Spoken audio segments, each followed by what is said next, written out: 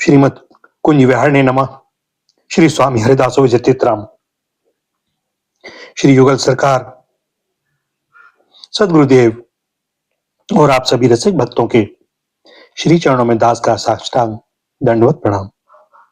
आप सबकी बड़ी कृपा है जो श्रीमद् भागवत महापुराण का वाचन हो पा रहा है।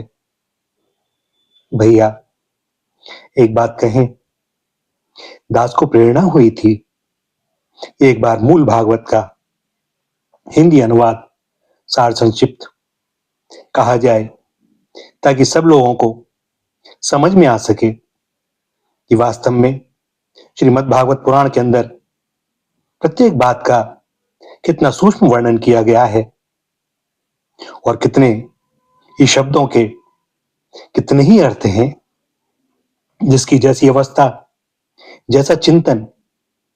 किंतु भैया जो बहुत कुछ लौकिक शब्द और लौकिक भाव दिखाई देते हैं, वास्तव में यदि उनका चिंतन मनन करेंगे तो पाएंगे कि भाषा वह कही गई है जो हम जैसे मूढ़ बुद्धि विषयी लोगों को समझ में आ सके, किंतु उसका तात्विक अर्थ भगवान की ओर ही ले जाने वाला है, हमारा कल्याण करने वाला है।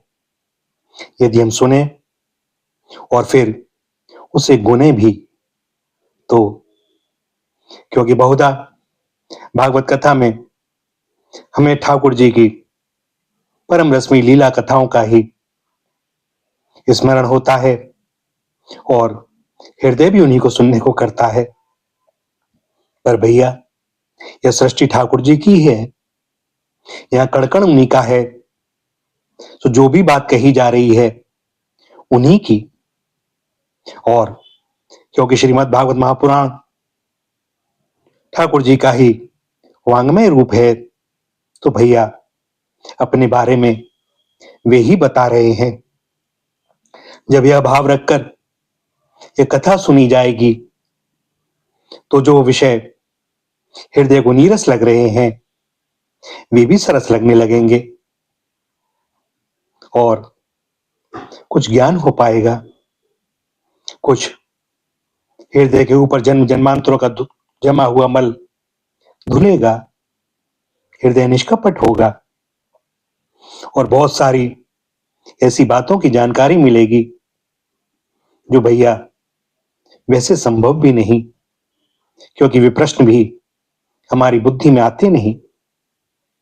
सो दास की यही आप सबसे प्रार्थना है कि बस जो भी वे कह रहे हैं इस दास के द्वारा प्रेरणा करके यह दास भी और आप सब भी उसका श्रवण भी करें, गुने भी, चिंतन भी करें और फिर चलें प्रेम आमोद से भरे हुए हाथों में हाथ डाले उनकी ओर।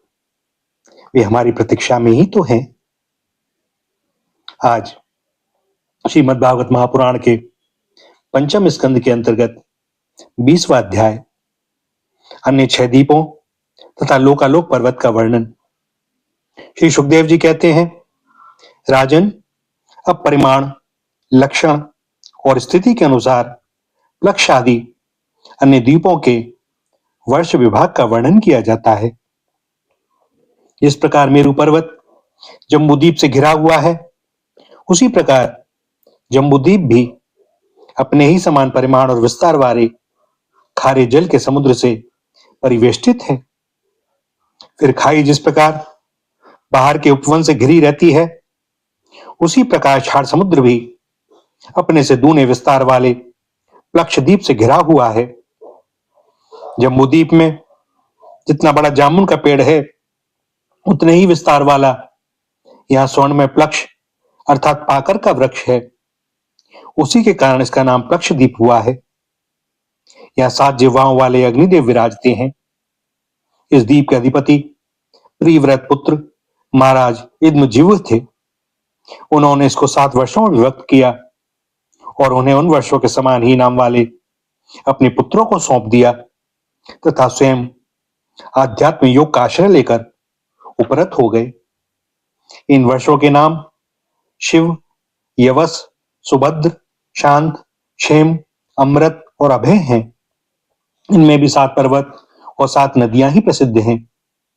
वहां मणिकूट, वज्रकूट, इंद्रसेन, ज्योतिष्मान, सुपर्ण, हिरण्यष्ठिव और मेघमाल ये 7 मर्यादा पर्वत हैं तथा अरुणा, नर्मणा, आंगीरसी, सावित्री, सुप्रभाता, ऋतंभरा और सत्यंभरा ये 7 महानदियां हैं।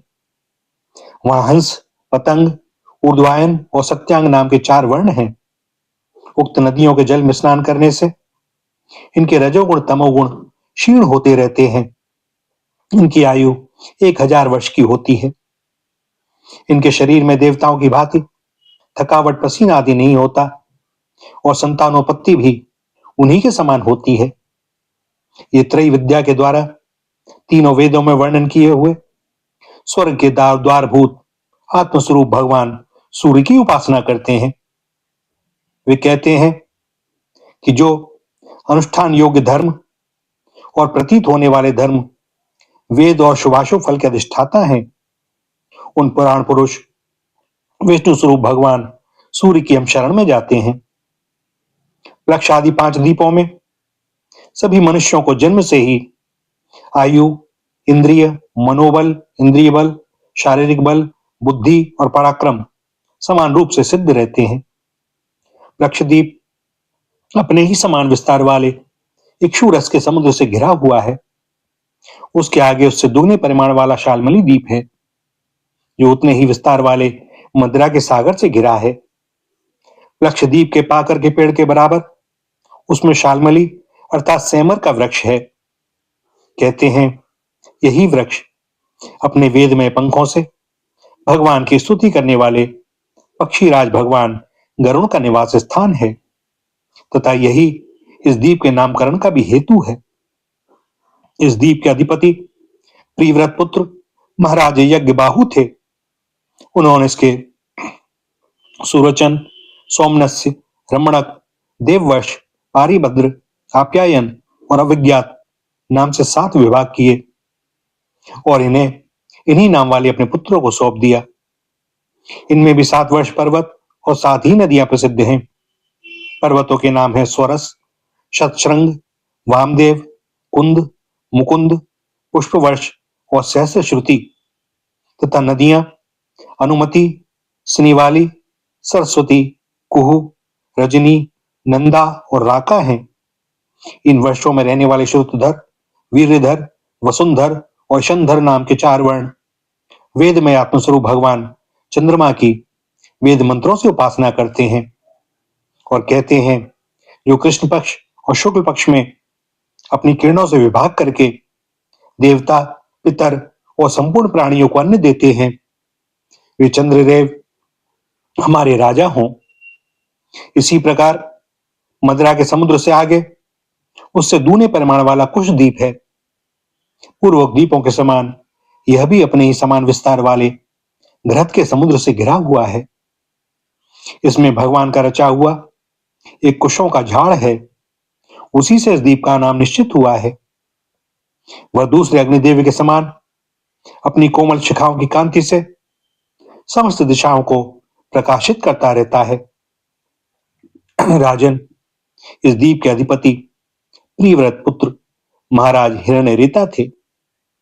उन्होंने इसके 7 विभाग करके उनमें से एक एक अपने 7 पुत्र वसु, वसुदान, दृढ़रुचि, नाभिगुप्त, स्तुत्यव्रत, विवक्त और वामदेव को दे दिया और स्वयं तप करने चले गए। उनकी सीमाओं को निश्चय करने वाले 7 पर्वत हैं और 7 ही नदियां हैं। पर्वतों के नाम चक्र, चतुश्रंग, कपिल, चित्रकूट, देवानीक, ऊर्ध्वरोमा और द्रविड़ हैं। नदियों के नाम है रसकुल्या, मधुकुल्या, मित्रवृंदा, श्रुतविंदा, देवगर्भा, घृतच्युता और मंत्रमाला। इनके जल में स्नान करके कुशद्वीपवासी कुशल, कोविद, अभियुक्त और कुलक वर्ण के पुरुष अग्नि स्वरूप भगवान हरि का यज्ञादि कर्म कौशल के द्वारा पूजन करते हैं तथा इस प्रकार स्तुति करते हैं, अग्नि, आप पर ब्रह्म को साक्षात हवि पहुंचाने वाले हैं, अतः भगवान के अंगभूत देवताओं के यजन द्वारा आप उन परम पुरुष का ही यजन करें। राजन, फिर घृत समुद्र से आगे उससे दुगने परिमाण वाला क्रौंच द्वीप है। जिस प्रकार कुश द्वीप घृत समुद्र से घिरा हुआ है, उसी प्रकार ये अपने ही समान विस्तार वाले दूध के समुद्र से घिरा हुआ है। यह क्रौंच नाम का एक बहुत बड़ा पर्वत है, उसी के कारण इसका नाम क्रौंच द्वीप हुआ। पूर्व काल में श्री स्वामी कार्तिकेय जी के शस्त्र प्रहार से इसका कटि प्रदेश और लता निकुंज आदि शत विशत हो गए थे, किंतु क्षीर समुद्र से सींचा जाकर और वरुण देव से सुरक्षित होकर यह फिर निर्भय हो गया। इस द्वीप के अधिपति प्रियव्रत पुत्र महाराज घृतपृष्ठ थे। वे बड़े ज्ञानी थे। उन्होंने इसको 7 वर्षों में विभक्त कर उनमें उन्हीं के समान नाम वाले अपने 7 उत्तराधिकारी पुत्रों को नियुक्त किया और स्वयं संपूर्ण जीवों के अंतरात्मा परम मंगल में कीर्तिशाली भगवान श्री हरि के पावन पादार विंदों की शरण ली। महाराज घृतपृष्ठ के आम, मधुरूह, मेघपृष्ठ, सुधामा, दाजिष्ठ, लोहितार्ण और वनस्पति ये 7 पुत्र थे। उनके वर्षों में भी 7 वर्ष पर्वत और 7 ही नदियां कही जाती हैं। पर्वतों के नाम शुक्ल, वर्धमान, भोजन, उपबहिर्ण, नंद, नंदन और सर्वतोभद्र हैं तथा नदियों के नाम हैं अभया, अमृतौघा, आरिका, तीर्थवती, वृत्तिरूपवती, पवित्रवती और शुक्ला। इनके पवित्र और निर्मल जल का सेवन करने वाले वहां के पुरुष ऋषभ, द्रविण और देवक नामक 4 वर्ण वाले निवासी जल से भरी हुई अंजलि के द्वारा जल के देवता की उपासना करते हैं और कहते हैं, हे जल के देवता, तुम्हें परमात्मा से सामर्थ्य प्राप्त है। तुम भू, भुवः और स्वः तीनों लोकों को पवित्र करते हो, क्योंकि स्वरूप से ही पापों का नाश करने वाले हो। हम अपने शरीर से तुम्हारे स्पर्श करते हैं, तुम हमारे अंगों को पवित्र करो। इसी प्रकार क्षीर समुद्र से आगे उसके चारों ओर 32 लाख योजन वाला शाक द्वीप है, जो अपने ही समान परिमाण वाले मट्ठे के समुद्र से घिरा हुआ है। इसमें शाक नाम का एक बहुत बड़ा वृक्ष है, वही इस क्षेत्र के नाम का कारण है। उसकी अत्यंत मनोहर सुगंध से सारा द्वीप महकता रहता है। मेधातिथि नामक उसके अधिपति भी राजा प्रियव्रत के ही पुत्र थे। उन्होंने भी अपने द्वीप को 7 वर्षों में विभक्त किया और उनमें उन्हीं के समान नाम वाले अपने पुत्र पुरोजव, मनोजव, पवमान, धूम्रानीक, चित्ररेफ, बहुरूप और विश्वधार को अधिपति रूप से नियुक्त कर स्वयं भगवान अनंत में दत्तचित्त हो तपोवन को चले गए। इन वर्षों में भी 7 मर्यादा पर्वत और 7 नदियां ही हैं। पर्वतों के नाम ईशान, उरुश्रंग, बलभद्र, शतकेसर, सहस्त्रस्रोत, देवपाल और महानस हैं तथा नदियां अनघा, आयुर्दा, उभयस्पृष्टि, अपराजिता, पंचपदी, सहस्रश्रुति और निजगति हैं। उस वर्ष के ऋतव्रत, सत्यव्रत, दानव्रत और अनुव्रत नामक पुरुष प्राणायाम द्वारा अपने रजोगुण तमोगुण को क्षीण कर महान समाधि के द्वारा वायु रूप श्री हरि की आराधना करते हैं और इस प्रकार उनकी स्तुति करते हैं। जो प्राणादि वृत्ति रूप अपनी ध्वजाओं के सहित प्राणियों के भीतर प्रवेश करके उनका पालन करते हैं तथा संपूर्ण दृश्य जगत जिनके अधीन है, वे साक्षात अंतर्यामी वायु भगवान हमारी रक्षा करें। इसी तरह मट्ठे के समुद्र से आगे उसके चारों ओर उससे दुगने विस्तार वाला पुष्कर द्वीप है। वह चारों ओर से अपने ही समान विस्तार वाले मीठे जल के समुद्र से घिरा हुआ है। वहां अग्नि की शिखा के समान दैदीप्यमान लाखों स्वर्णमय पंखुड़ियों वाला एक बहुत बड़ा पुष्कर अर्थात कमल है, जो ब्रह्मा जी का आसन माना जाता है। उस द्वीप के बीचों बीच उसके पूर्वीय और पश्चिमी विभागों की मर्यादा निश्चित करने वाला मानसोत्तर नामक एक ही पर्वत है। यह 10,000 योजन ऊंचा और उतना ही लंबा है। इसके ऊपर चारों दिशाओं में इंद्रादि लोकपालों की 4 पुरियां हैं। इन पर मेरु पर्वत के चारों ओर घूमने वाले सूर्य के रथ का संवत्सर रूप पहिया देवताओं के दिन और रात अर्थात उत्तरायण और दक्षिणायन के क्रम से सर्वदा घुमा करता है। उस द्वीप का अधिपति प्रिव्रत पुत्र वीतिहोत्र भी अपने पुत्र रमणक और धातकी को दोनों वर्षों का अधिपति बनाकर स्वयं अपने बड़े भाइयों के समान भगवत सेवा में ही तत्पर रहने लगा था। वहां के निवासी ब्रह्मारूप भगवान हरि की ब्रह्म सालोक्य आदि की प्राप्ति कराने वाले कर्मों से आराधना करते हुए इस प्रकार स्तुति करते हैं। जो साक्षात कर्म फल रूप हैं और एक परमेश्वर में ही जिनकी पूर्ण स्थिति है तथा जिनकी सब लोग पूजा करते हैं, ब्रह्म ज्ञान के साधन रूप उन अद्वितीय और शांत स्वरूप ब्रह्ममूर्ति भगवान को मेरा नमस्कार है। श्री सुखदेव जी कहते हैं, राजन, इसके आगे लोकालोक नाम का पर्वत है। यह पृथ्वी के सब ओर सूर्य आदि के द्वारा प्रकाशित और अप्रकाशित प्रदेशों के बीच में उनका विभाग करने के लिए स्थित है। मेरु से लेकर मानसोत्तर पर्वत तक जितना अंतर है उतनी ही भूमि शुद्धोदक समुद्र के उस ओर है। उसके आगे स्वर्णमयी भूमि है जो दर्पण के समान स्वच्छ है। इसमें गिरी हुई कोई वस्तु फिर नहीं मिलती, इसलिए वहां देवताओं के अतिरिक्त और कोई प्राणी नहीं रहता। लोकालोक पर्वत सूर्य आदि से प्रकाशित और अप्रकाशित भूभागों के बीच में है, इससे इसका यह नाम पड़ा है। इसी परमात्मा ने त्रिलोकी के बाहर उसके चारों ओर सीमा के रूप में स्थापित किया है। यह इतना ऊंचा और लंबा है कि इसके एक ओर से तीनों लोकों को प्रकाशित करने वाली सूर्य से लेकर ध्रुव पर्यंत समस्त ज्योतिर्मंडल की किरणें दूसरी ओर नहीं जा सकती। विद्वानों ने प्रमाण, लक्षण और स्थिति के अनुसार संपूर्ण लोकों का इतना ही विस्तार बतलाया है। यह समस्त भूगोल 50 करोड़ योजन है। इसका चौथाई भाग अर्थात 12.5 करोड़ योजन विस्तार वाला यह लोकालोक पर्वत है। इसके ऊपर चारों दिशाओं में समस्त संसार के गुरु स्वयंभू श्री ब्रह्मा जी ने संपूर्ण लोकों की स्थिति के लिए ऋषभ, पुष्करचूड, वामन और अपराजित नाम के 4 गजराज नियुक्त किए हैं। इन दिग्गजों की और अपने अंश स्वरूप इंद्रादि लोकपालों की विविध शक्तियों की वृद्धि तथा समस्त लोकों के कल्याण के लिए परम ऐश्वर्य के अधिपति सर्वांतर्यामी परम पुरुष श्री हरि अपने विश्वक्सेन आदि पार्षदों के सहित इस पर्वत पर सब ओर विराजते हैं। वे अपने विशुद्ध श्री विग्रह को, जो धर्म, ज्ञान, वैराग्य और ऐश्वर्य आदि 8 महासिद्धियों से संपन्न है, धारण किए हुए हैं। उनके कर कमलों में शंख चक्र आदि आयुध सुशोभित हैं। इस प्रकार अपनी योग माया से रचे हुए विविध लोकों की व्यवस्था को सुरक्षित रखने के लिए वे इसी लीलामय रूप से कल्प के अंत तक वहां सब ओर रहते हैं। लोकालोक के अंतर्वर्ती भूभाग का जितना विस्तार है, उसी से उसके दूसरी ओर के अलोक प्रदेश के परिमाण की भी व्याख्या समझ लेनी चाहिए।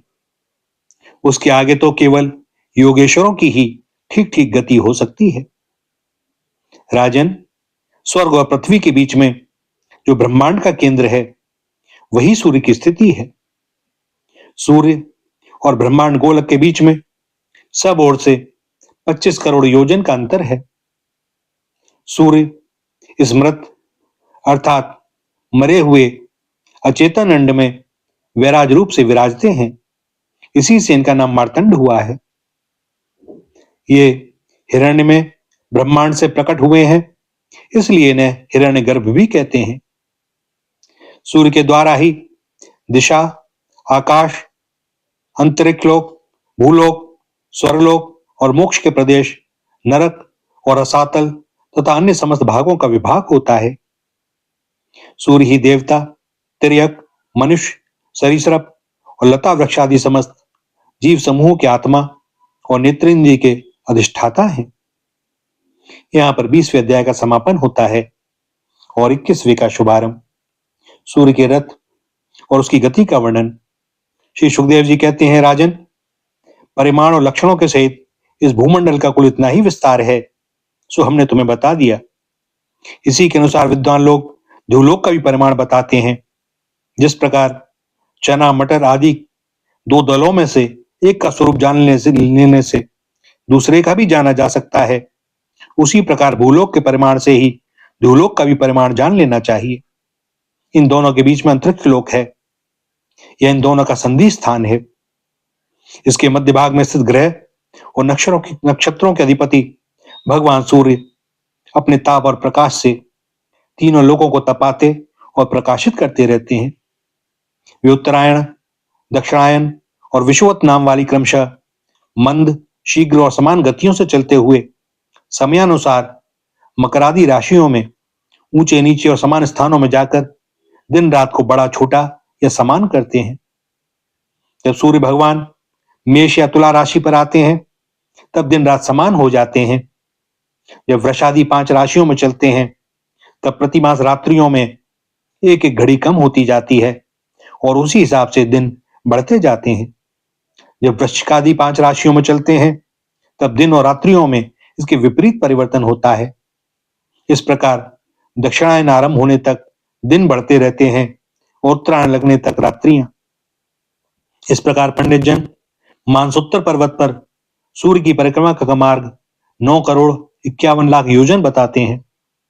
उस पर्वत पर मेरु के पूर्व की ओर इंद्र की देवधानी, दक्षिण में यमराज की संयमनी, पश्चिम में वरुण की निम्नलोचनी और उत्तर में चंद्रमा की विभावरी नाम की पुरियां हैं।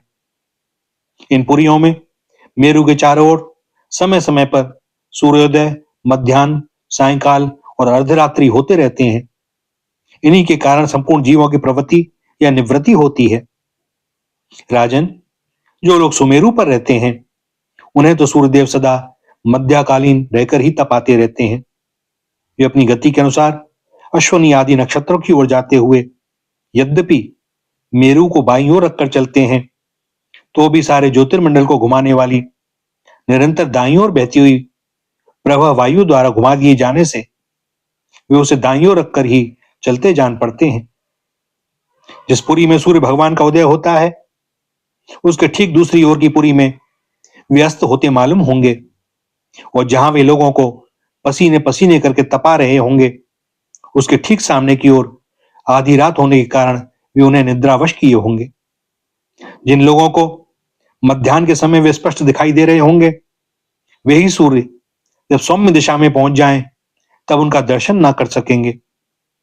सूर्यदेव जब इंद्र की पुरी से यमराज की पुरी को चलते हैं तब 15 घड़ी में वे 2.25 करोड़ और 12.5 लाख योजन से कुछ 25,000 योजन अधिक चलते हैं।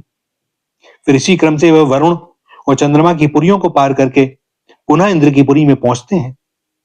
इस प्रकार चंद्रमा आदि अन्य ग्रह भी ज्योतिष चक्र में अन्य नक्षत्रों के साथ साथ उदित और अस्त होते रहते हैं। इस प्रकार भगवान सूर्य का वेदमय रथ एक मुहूर्त में 34,800,000 योजन के हिसाब से चलता हुआ इन चारों पुरियों में घूमता रहता है। इसका संवत्सर नाम का एक पहिया बतलाया जाता है। उसमें मास रूप 12 अरे हैं, ऋतु रूप 6 नेमियां हैं, 3 चौमासे रूप 3 नाभि हैं। इस रथ की धुरी का एक सिरा मेरु पर्वत की चोटी पर है और दूसरा मानसोत्तर पर्वत पर। इसमें लगा हुआ यह पहिया कोलू के पहिए के समान घूमता हुआ मानसोत्तर पर्वत के ऊपर चक्कर लगाता है। इस धुरी में जिसका मूल भाग जोड़ा हुआ है ऐसी एक धुरी और है, वह लंबाई में से चौथाई है। उसका ऊपरी भाग तेल यंत्र के धुरे के समान ध्रुवलोक से लगा हुआ है। इस रथ में बैठने का स्थान 36 लाख योजन लंबा और 9 लाख योजन चौड़ा है। इसका जुआ भी 36 लाख योजन ही लंबा है। उसमें अरुण नाम के सारथी ने गायत्री आदि छंदों के से नाम वाले 7 घोड़े जोत रखे हैं। वे ही इस रथ पर बैठे हुए भगवान सूर्य को ले चलते हैं। सूर्यदेव के आगे उन्हीं की ओर मुंह करके बैठे हुए अरुण उनके सारथी का कार्य करते हैं। भगवान सूर्य के आगे अंगूठे के पोरुओं के बराबर आकार वाले बाल खिल्यादि 60,000 ऋषि स्वस्ति वाचन के लिए नियुक्त हैं। वे उनकी स्तुति करते रहते हैं। इनके अतिरिक्त ऋषि, गंधर्व, अप्सरा, नाग, यक्ष, राक्षस और देवता भी तो कुल मिलाकर 14 हैं, किंतु जोड़े से रहने के कारण 7 गण कहे जाते हैं। प्रत्येक मास में भिन्न भिन्न नामों वाले होकर अपने भिन्न भिन्न कर्मों से प्रत्येक मास में भिन्न भिन्न नाम धारण करने वाले आत्मस्वरूप भगवान सूर्य की दो दो मिलकर उपासना करते हैं। इस प्रकार भगवान सूर्य भूमंडल के 9,51,00,000 योजन लंबे घेरे में से प्रत्येक क्षण में 2002 योजन की दूरी पार कर लेते हैं। भैया, यहाँ पंचम स्कंद के 21वें अध्याय का समापन होता है और अनुमति दें दास को वाणी को विराम देने की। श्री राधा, श्री राधा, श्री राधा।